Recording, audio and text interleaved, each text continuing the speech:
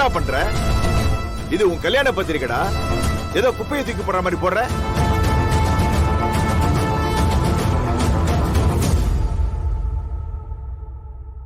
எனக்கு இந்த கல்யாணத்துல விருப்பம் இல்ல.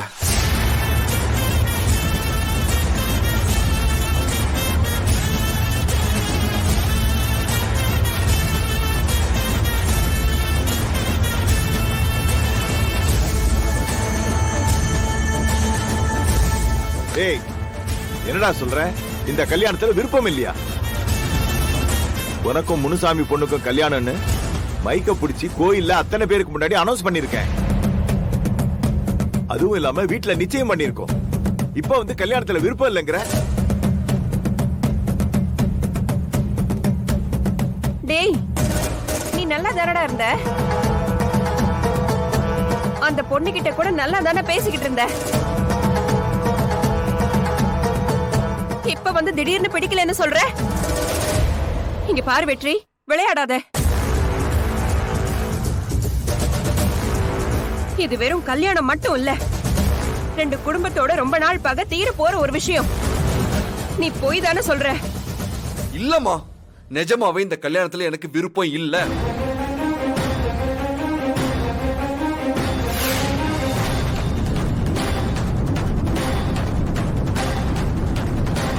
அபிராமி, இவன் என்ன கொலகாரனா மாத்த போறான்னு நினைக்கிறேன்.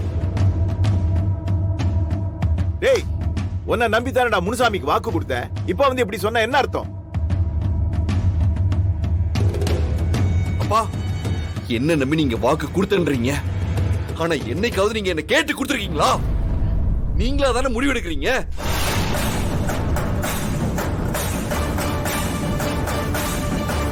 டேய், நீ அவன் புள்ளடா.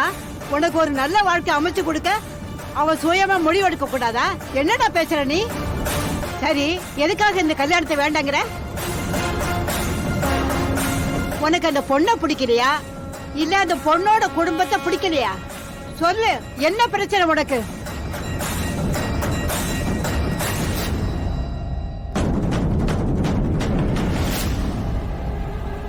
சொல்லுடா, என்ன பிரச்சனை?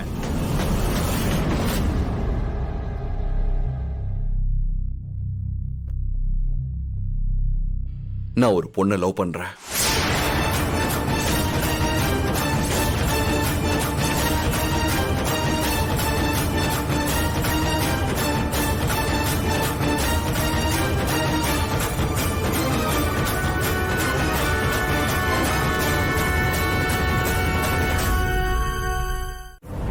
சொல்லுடா.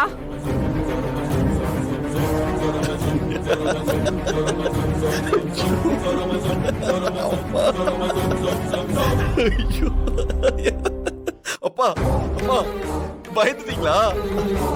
அந்த மாதிரி எந்த பொண்ணு இல்லம்மா. நான் சும்மா விளையாண்டம்மா. ஏண்டா, விளையாடுற விஷயமா இது?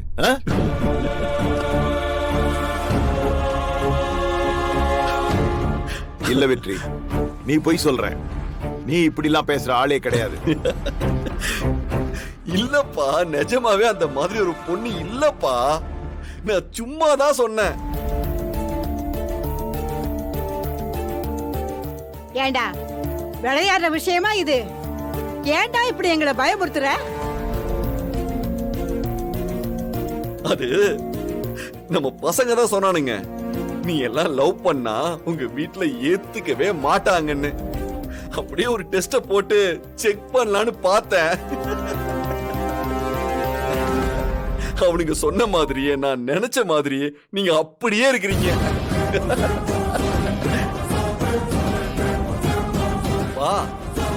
என்னப்பா நீங்க இப்படி யோசிக்கும் போது நான் எப்படிப்பா காதலிப்பேன்? சத்தியமா சொல்றேன், நான் யாரையுமே காதலிக்கலப்பா.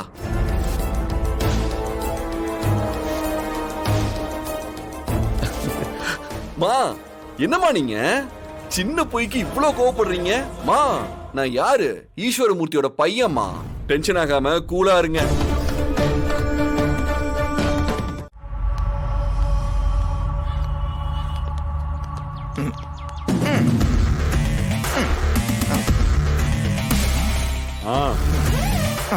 என்ன ரேவதி, என்னோட பண விஷயம் என்னாச்சு? அண்ணா வட்டிக்கு மேல வட்டி கட்டியிருக்கேன். என்னால அசல உடனே தர முடியாது. நீங்க கிளம்புங்க.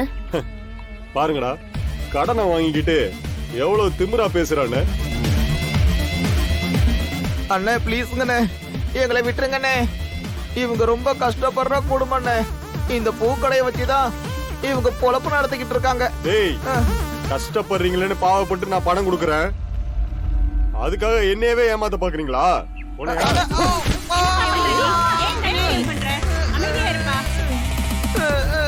ஏன் இப்படி பண்றீங்க? டேய், வந்து வண்டியில ஏறு. எதுக்கு? ஏறிடினா.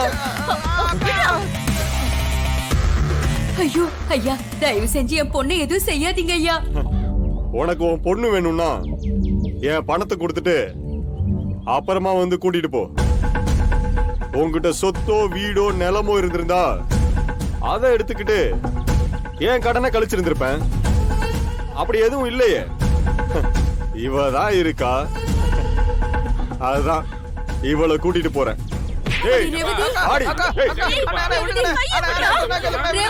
ஐயா விட்டுருங்க ஐயா, என் பொண்ணு விட்டுருங்க ஐயா.